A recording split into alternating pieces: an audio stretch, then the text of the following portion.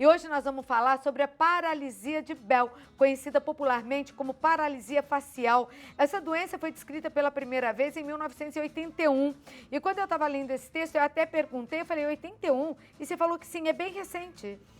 A paralisia facial periférica, obviamente, eu até brinco, né? Que as doenças, às vezes, têm nomenclaturas novas, mas sempre existiram, né? Certo. Então, e essa a gente já conhece há tempo, né? Certo, mas com essa Com essa especificação, nomenclatura, e foi pelo pesquisador escocês Charles Bell, por isso que levou esse nome. Agora, só outra informação importante, e não legal, né? Mas são registrados cerca de 150 mil casos em nosso país, né, por ano. Perfeito. Então, é bastante. É muito comum, Claudete. E por que acontece essa paralisia de Bell? A gente tem um nervo que a gente chama o nervo facial. Ele passa aqui perto da orelha e ele chega a inervar os músculos da face. Só para você ter ideia, tem mais de 30 músculos na face, Onde né? que é? Vira assim um pouquinho para cá para a gente ver.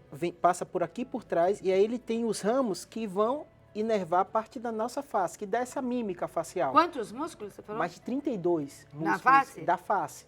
Tem o orbicular do olho. Cada músculo tem a sua função de fechar, de abrir o olho, de levar a pálpebra. É por isso que às vezes, com o passar do tempo, vai ficando meio torto, né? Porque eleva mais uma sobrancelha do que a outra. Esses vícios de postura mesmo. Isso, a gente tem uma simetria facial, né? Naturalmente. O que acontece? Normalmente um vírus, ele pode afetar, pode ser o vírus da herpes, outro vírus comum, relacionados até a quadro gripal. Ele atinge o nervo e para a função do nervo. E é de forma súbita. Às vezes a pessoa sente uma dor no ouvido, incômoda aqui atrás e de repente parou a movimentação. E esse é justamente o que a gente chama paralisia facial periférica, porque é o nervo facial de forma periférica que parou o movimento. Mas pode parar e paralisar mesmo para sempre? Deixar aquela pessoa sem o movimento? Tem uma foto aí que nós vamos mostrar, inclusive, agora, para que vocês vejam. Pode acontecer, doutor? Pode. É muito comum o paciente ter e logo depois de algumas semanas isso já é melhorando. Como a maior dúvida de todo paciente chega no pronto-socorro, fica preocupado, é como diferenciar isso do AVC. Porque o AVC não deixa a boca torta, né? Todo mundo sabe, sim, né? No caso da paralisia facial, não é só a parte de baixo. É também a parte de cima. Então, o que diferencia na hora do médico fazer o exame clínico da paralisia facial periférica, da paralisia facial central, que o AVC é o caso clássico, é que no caso do AVC, só a parte de baixo está paralisada. No caso da paralisia facial periférica, como a gente vê aqui, é tanto a parte de baixo como a parte de cima.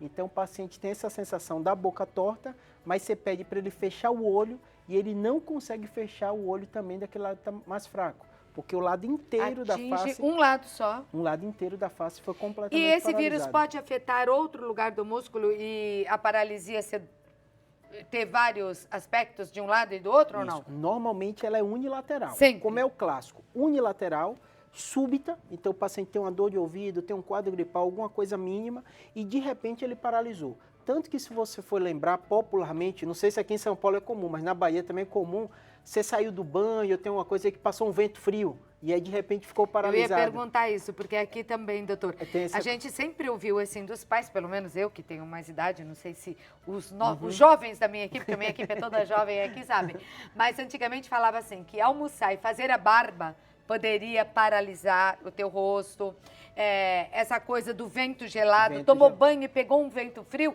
entortou a boca. O vento gelado passou. Vento gelado que passou, muita coisa em torno disso. Nada é verdade.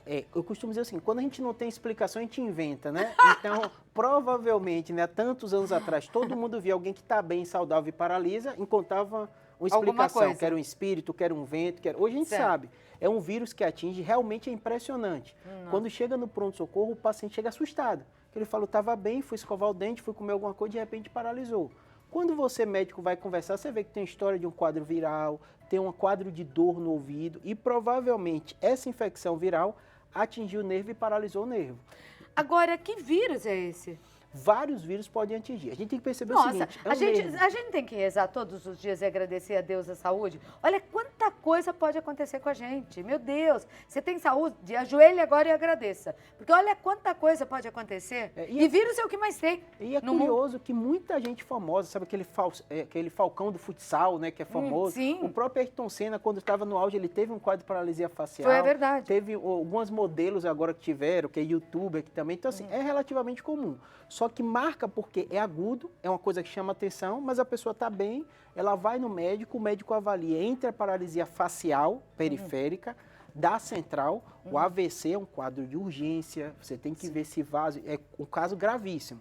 A paralisia facial periférica, você dá um remédio para desinflamar, para reabilitar, você tem que proteger o olho, porque o olho fica irritado, porque a pessoa não produz a lágrima de forma adequada, porque ela não consegue piscar. Então, muitas vezes, você usa um colíriozinho, um anti-inflamatório para melhorar, e algumas vezes você tem que usar um remédio para tentar tratar o vírus de forma mais rápida. E foi esse cara, esse escocês, que descobriu que então era o vírus que atacava esse nervo. Perfeito. Eu até brinco que em medicina eu não gosto desses nomes de pessoas que confundem, né? Se você chama paralisia facial periférica, é mais simples, né? É verdade. Do que a pessoa gravar paralisia de Bell. Porque faz sentido. Facial porque é da face, periférica porque é do nervo periférico. Certo. Tem pergunta já? Vamos e aí lá. a gente vai atender o público. Então, tem dúvida? O Santa Receita responde. Estou ao vivo, são 16h39. E o nosso WhatsApp, até para você poder gravar um vídeo, se quiser, e mandar a pergunta aqui com a sua imagem, o que seria legal, você pode mandar no 12-9713-2622.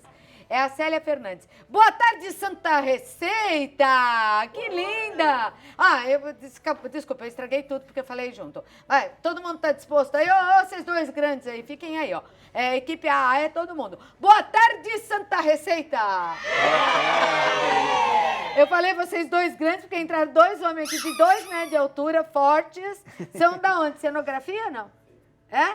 Olha, cenografia tem uma turma pesada aí. Você viu, doutor? Falei, não, fica aí que a voz deve ser grossa para me ajudar no coro, né? Olha, ela tem 64 anos. Há 11 anos foi acometida com a síndrome de... Guillain-Barré? O que é? Perfeito, Guillain-Barré. Apesar de ter tomado 30 ampolas de imunoglobulina, que é para melhorar o estado imunológico, isso, não é? Perfeito. Meus movimentos são lentos, a minha face também, né? Principalmente do lado esquerdo. Ela tem uma certa rigidez ainda. É normal? Ela precisa fazer fisioterapia?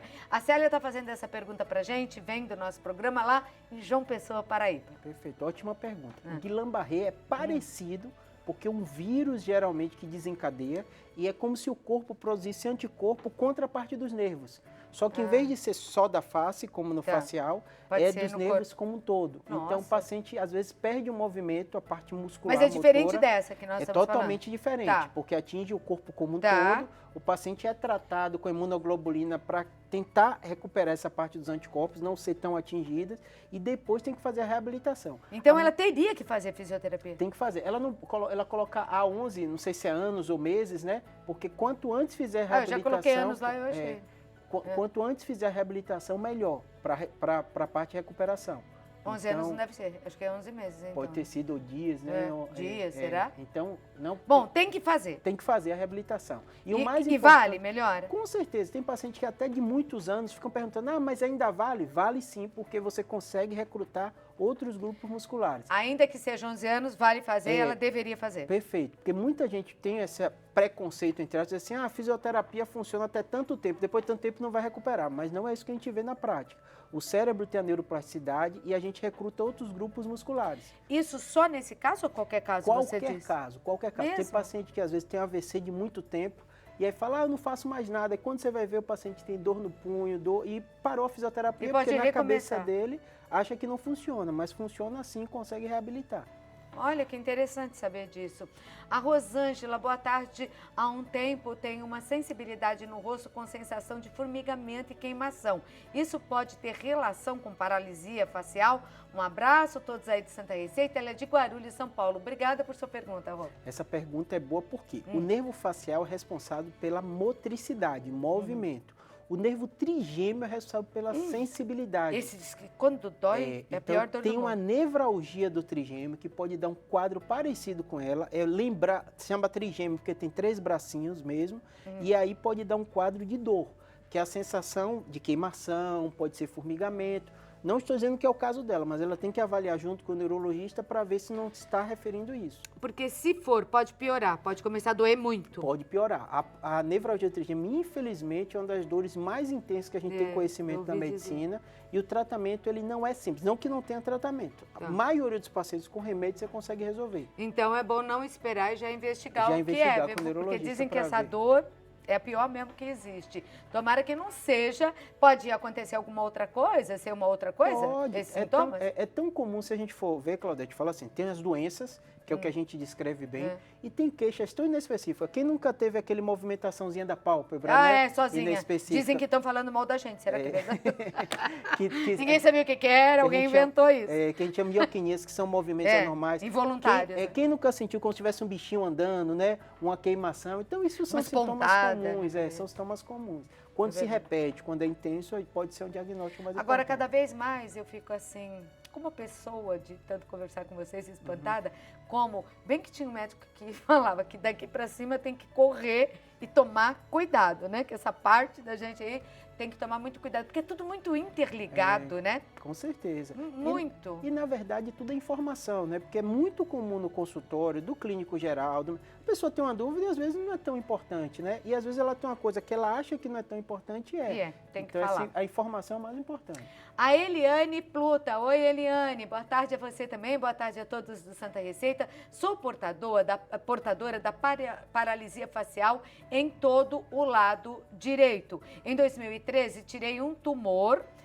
Olha lá, que aí eu vou deixar para você ver o nome desse tumor aí, você me fala. Como é que chama? Chivanoma. Chivanoma. E em fevereiro de 2019 o problema começou a reaparecer. Gostaria de saber se tem como reverter ou não. E na foto praticamente não parece, né? Ela é de Guarani das Missões, lá do Rio Grande do Sul. Perfeito. Eu falei a causa mais comum de paralisia facial periférica, mas tem outras. Tem paciente que pode ter um tumor, que o tumor está onde está o nervo e começa a comprimir e para o movimento. Então, o chivanoma, ele está realmente no ângulo ponto cerebelar, pode comprimir o nervo e o paciente para completamente a movimentação. E no caso dela, ou na cirurgia, porque como está muito próximo, às vezes você opera o paciente e tem manipulação do nervo e parou o movimento do nervo. Então, no caso dela, se o tumor voltou a aparecer, tem que pensar em tratamento. Tem radiocirurgia, que a gente já falou aqui no seu programa, que pode ajudar nas recidivas ou às vezes reabordagem. Tá certo. Respondemos algumas perguntas, nem todas, sobre o tema que nós estamos abordando, que é essa paralisia, né? Como é que é o nome mesmo? Paralisia facial periférica ou de Bell. Paralisia de Bell. Tá vendo? Paralisia de Bell é mais fácil de guardar. Agora, que você tá pensando no Bel Marques, né? Do carnaval, tá pensando que é ele, mas não é não. Não, esse não paralisa, esse só movimenta. Tira para o chão, mão para cima. Esse movimento não paralisa não, Bel. Doutor, as suas recomendações, então, para quem tem, a qualquer tempo tem tratamento, quando a pessoa surge no hospital com isso, o que o médico faz? Se trata como? Isso. O primeiro raciocínio tem cura? A paralisia facial é uma doença que tem que procurar a emergência, porque é o médico que vai diferenciar se isso é um quadro isquêmico ou se é periférico. Sendo viral, ele vai dar com medicação. Muitas vezes a gente tem dúvida e faz exame de imagem. Não é incomum eu achar que é uma paralisia facial, mas está estranho, fico preocupado de ser um tumor, um chivanoma, alguma coisa. Peço uma ressonância para ver e aí dá medicação para controlar. Quanto antes você tratar, antes de desinflamar, maior chance de recuperação rápida. Então, esse é o mais Sempre importante. acompanhado de fisioterapia também. Também. E tem como evitar ou não? Infelizmente, as doenças virais, né, que ninguém gosta desse diagnóstico, né, de vírus, de virose, porque você não tem um tratamento tão específico e pode dar algumas consequências. E qualquer pessoa pode pegar, em qualquer idade? Qualquer pessoa pode ter.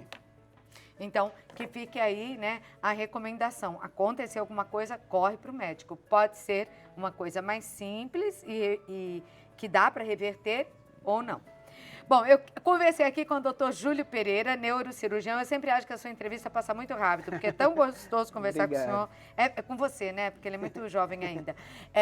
Dr. Júlio, é mesmo. Ele é médico neurocirurgião, lá do Hospital Sírio-Libanês, da Beneficência Portuguesa aí em São Paulo, mas vem de São Paulo para cá, porque eu estou aqui em Aparecida e ao vivo, só para ajudar você. Então, quer saber sobre algum tema, também pergunte que o Dr. Júlio volta para responder. No YouTube, você tem no Neurocirurgia BR, como está aí no vídeo, muitos artigos informando, são artigos, né, que você publica e que vale a pena você saber.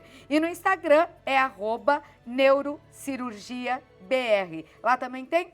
Tem também informação. Inclusive, eu postei de chivanoma recente e de meningioma também. Olha, tá vendo? Para todo mundo saber aí do Vanoma. Tá bom.